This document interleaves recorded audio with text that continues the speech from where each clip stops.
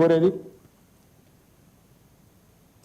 ఎన్నికలు వస్తే బీజేపీ విభజన రాజకీయాలు చేస్తోందని విమర్శించారు. హిందువులు దేవుడికి పెట్టే అగరబత్తిపై జీఎస్టీ కూడా బీజేపీ తగ్గించలేదని విమర్శించారు.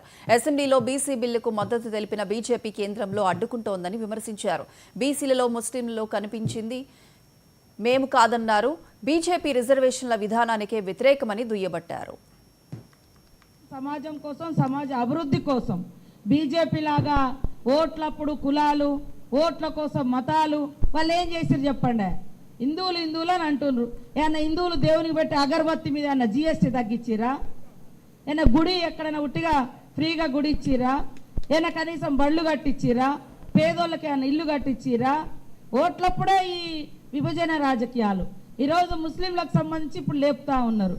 మరి అది ఇప్పుడు మనం కొత్తగా చేర్పించింది ఏముంది? కొత్తగా ఎవరన్నా కులాలను చేర్పించి వీళ్ళు బీసీలని మనం ఏమన్నా కొత్తగా ఎవరికైనా ఐడెంటిఫికేషన్ ఇచ్చినామా? ఎవరినైనా కొత్త గుర్తింపు ఇచ్చినామా? ఇప్పుడు మేము ఎవరిని కొత్తగా చేర్పియాలే. ఏ ముస్లింకు కొత్తగా రిజర్వేషన్ ఇవ్వట్లేదు.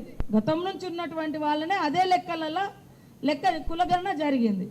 అంటే తొంటరితనం అంటారు దీన్నే.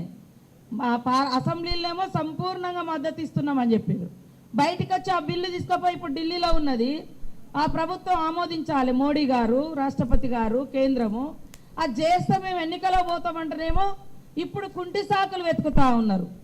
వీళ్ళకి ఎంతసేపు ఏ పేదోళ్ళు, ఏ బడుగు బలైన వర్గాలు, ఎవరికి అసలు రిజర్వేషన్ల విధానానికే వాళ్ళు వ్యతిరేకం. బీసీలకు, ముస్లింలకనే కాదు, ఎవరికి ఉండొద్దు, ఎవరికి సబ్సిడీలు ఇవ్వద్దని అంటారు వాళ్ళు. అందుకనే ఏది కూడా ఇప్పటికన్నా బీజేపీ ప్రభుత్వం నుంచి ఒక్క స్కీమ్ అన్నా ఏమన్నా సన్నబియ్యం ఇచ్చిరా, కరెంటు ఫ్రీ ఇచ్చిరా, ఇల్లులు ఇచ్చిరా, ఆ గుళ్ళు కట్టించిరా, బడి కట్టించిరా, యూనివర్సిటీ ఇచ్చిరా? ఏమి ఇచ్చిరు వాళ్ళు? ఓట్లప్పుడు మాత్రం ప్రజల మధ్య ఉన్న ఐక్యతను దెబ్బతీయడం, ఓట్లు వేయించుకోవడం, గెలిచిన తర్వాత మళ్ళీ వచ్చి మళ్ళీ ఓట్లప్పుడు కలవడం తప్ప వాళ్ళు చేసింది